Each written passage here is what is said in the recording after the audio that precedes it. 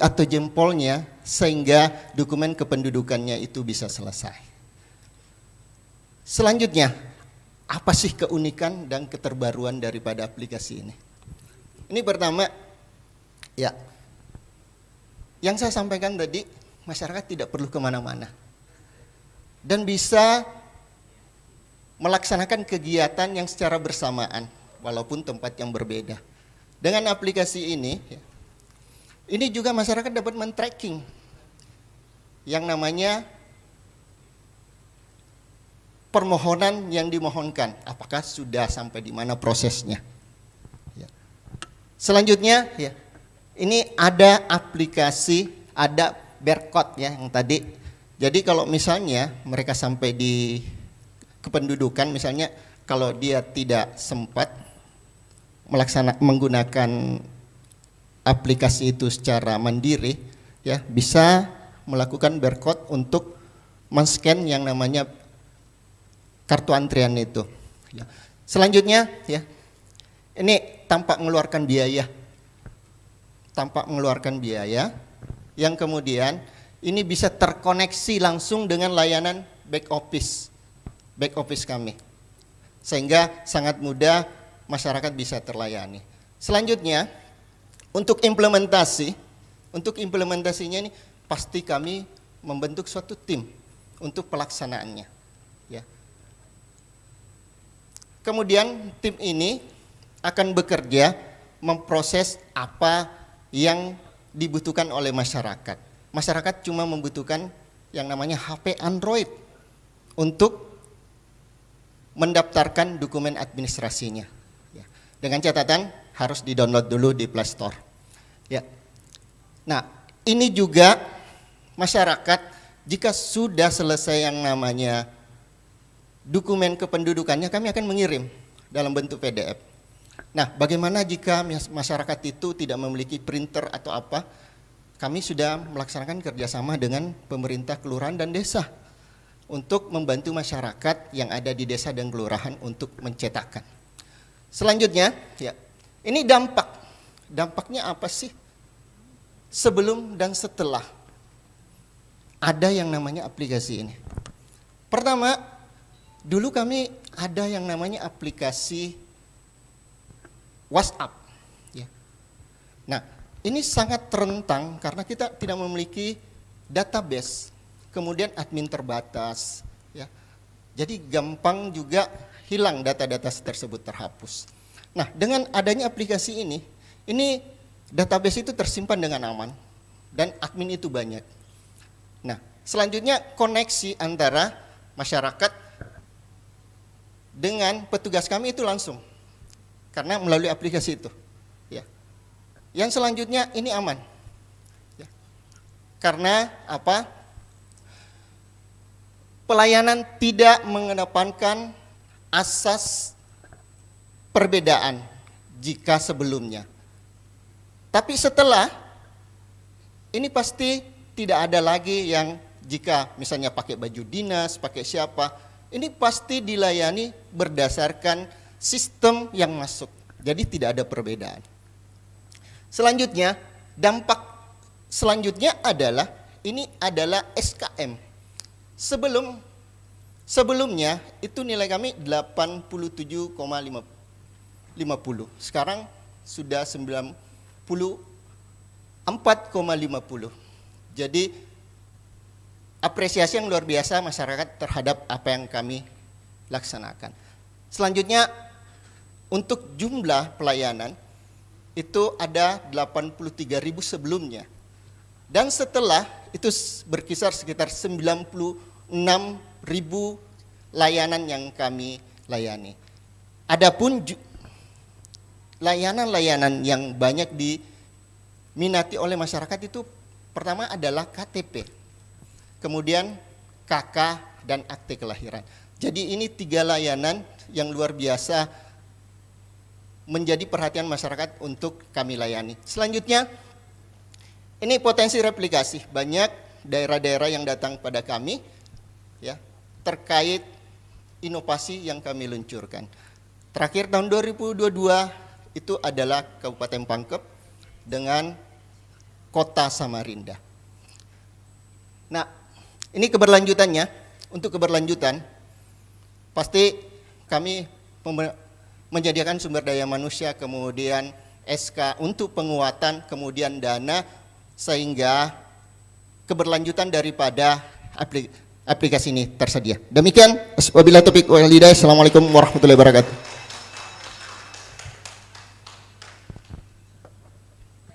Dipersilakan meninggalkan tempat, Pak. Ya, baik Bapak dan Ibu, kita lanjutkan dengan sesi tanya jawab. Kesempatan pertama saya berikan kepada Prof. Haidar. Silakan Prof. Ya, pas dulu Prof. Oke, Prof. Sangkala. Silakan Pak Prof. Mic-nya ada di depan tak Prof? Ya, oke. Inovasi juga. Inovasi baru Prof, silakan.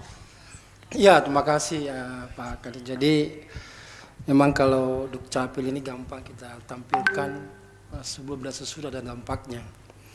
Cuma mungkin masukan saya, dampak sebelum dan sesudah itu tolong dibarengi dengan angka-angka. Ya. Kemudian yang terpenting lagi, ini merupakan sebuah program prioritas Presiden dalam 2 tahun ke depan, 2023-2024, bahwa aplikasi yang digunakan itu pertama kita kaitkan dengan sustainabilitas. Adakah SK bupatinya dan masuk terintegrasi dalam RPJMD dan Denstra? Supaya ini aplikasi berlanjut terus. Apalagi kalau ada perdanya lebih kuat lagi. Ya. Artinya ini sudah menjadi program prioritas daerah. Yang kedua, tolong nanti dilengkapi, karena ini menjadi program prioritas pemerintah pusat dan daerah, terutama berkaitan dengan reformasi birokrasi tematik, digitalisasi sistem administrasi pemerintahan. Ada 2 komponen di situ. Pertama, komponen tentang proses bisnis internal administrasi pemerintah, dan yang kedua pelayanan. Dan Dukcapil ini berperan sebagai bagian dari pemberian layanan yang berbasis digital. Nah, jadi tolong dikaitkan di dalam laporannya, sehingga ini menjadi perhatian pemerintah pusat bahwa Kabupaten Pindrang itu sudah mengintegrasikan sebenarnya layanannya ke dalam digitalisasi. Nah, coba nanti lihat di dalam surat edaran 18/2022 tentang arsitektur dan peta rencana SPB itu, tolong disampaikan di situ bahwa ini sudah menggunakan satu data dan bisa diintegrasikan dengan datanya pusat.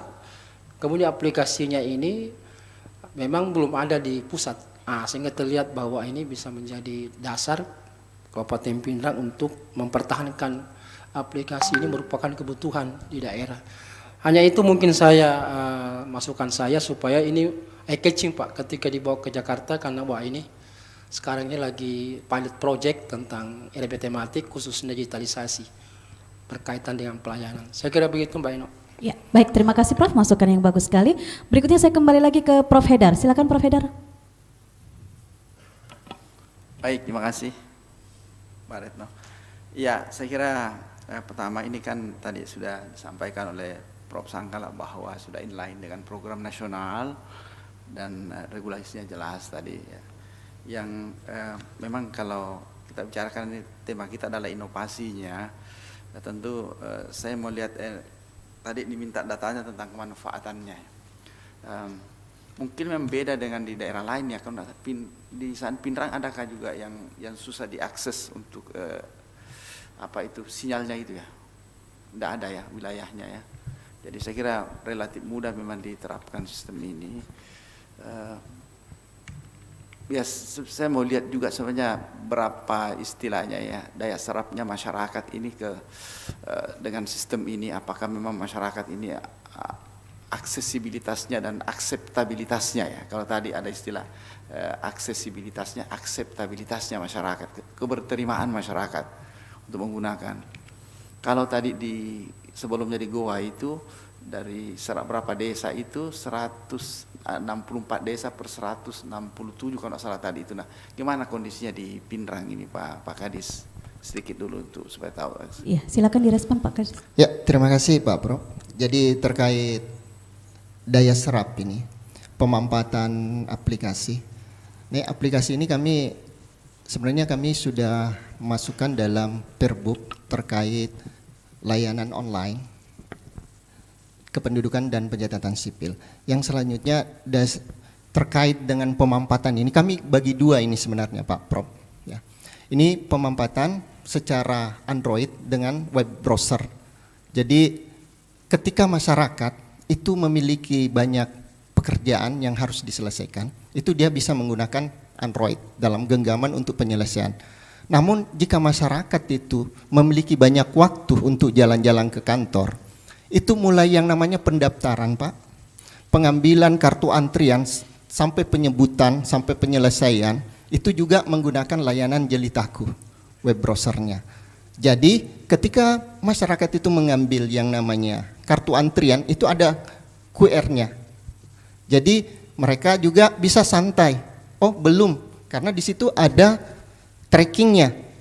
Ada trackingnya, mereka bisa keluar daripada kantor sambil minum-minum kopi mungkin Pak, kalau ada kenalan ya, sambil melihat memantau di HP. Oh perjalanannya, layanan saya begini. Ya, jadi bukan saja pemampatannya melalui Android, tapi juga bagi petugas kami itu menggunakan layanan Jelitaku untuk memantau yang namanya pergerakan layanan masyarakat.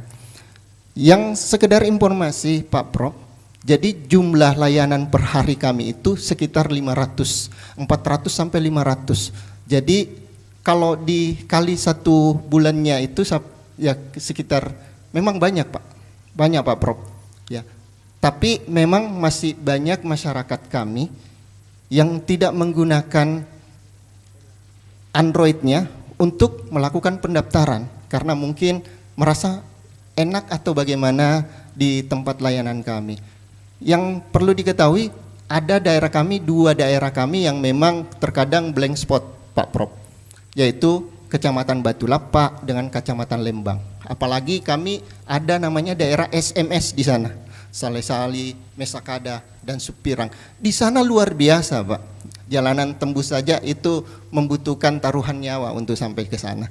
Jadi itulah yang menjadi kendala mungkin daerah tersebut untuk memanfaatkan fasilitas. Apalagi daerah tersebut juga termasuk penyumbang banyak jumlah penduduk yang ada di Kabupaten Pindrang.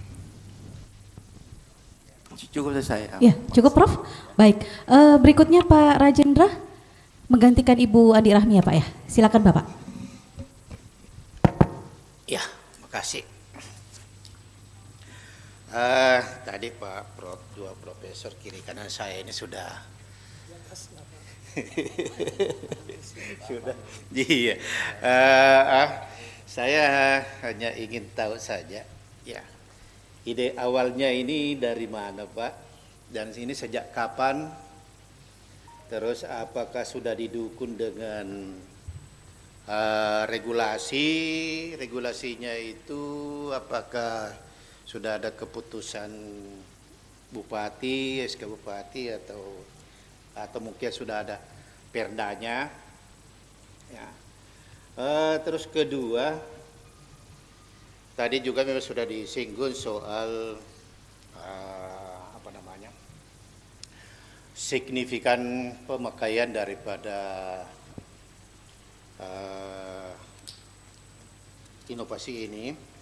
Cuma saya belum tahu apakah di Kabupaten Pindrang itu semuanya sudah terlingkup dengan jaringan WiFi atau gimana, sehingga apakah memudahkan untuk para masyarakat untuk itu.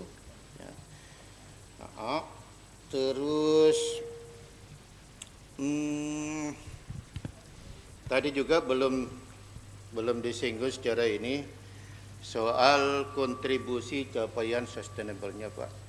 Ya, dari 17 tujuan itu kira-kira yang mana yang sudah ada kontribusinya ke situ, ya. Ya mungkin bisa disinggung itu satu atau dua, ya, yang penting ada kelihatan ya di mana. Ya. Saya rasa itu saja dulu. Cukup karena Bapak? Waktunya sangat penting. Oke, saya lanjut dulu ke Pak Mutakin. Pak Mutakin silakan Bapak, nanti sekaligus direspon Pak Kadis. Silakan Pak Mutakin.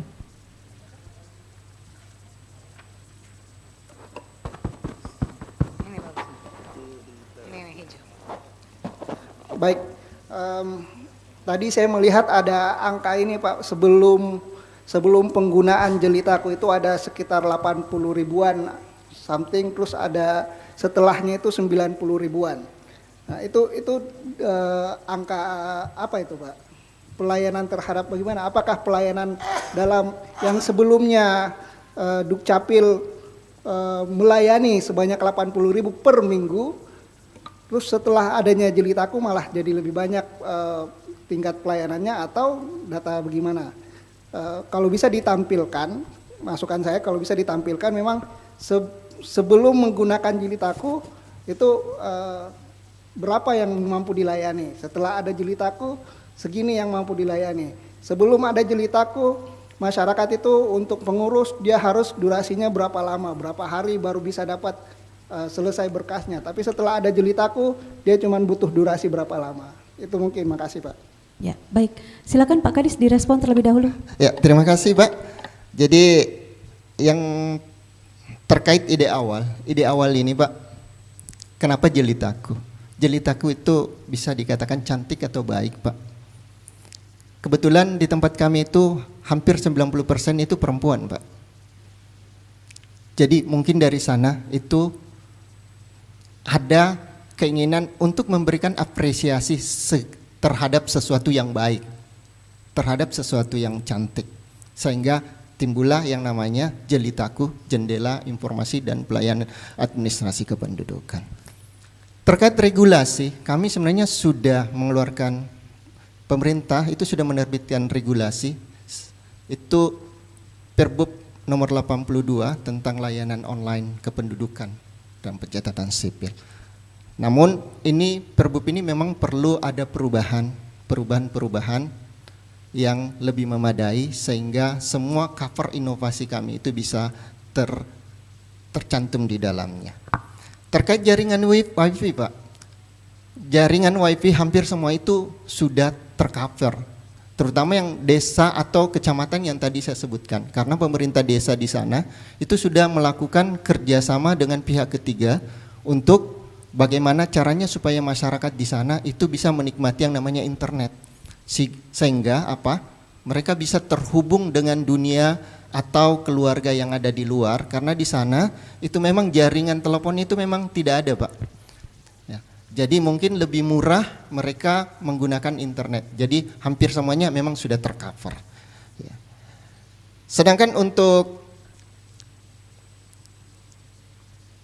sustainable goal-nya Pak, pertama itu bagaimana kami memberikan pelayanan kepada semua lapisan masyarakat, terutama mendekatkan itu namanya angka kelahiran Pak, kelahiran di tempat kami itu sudah mencapai 99,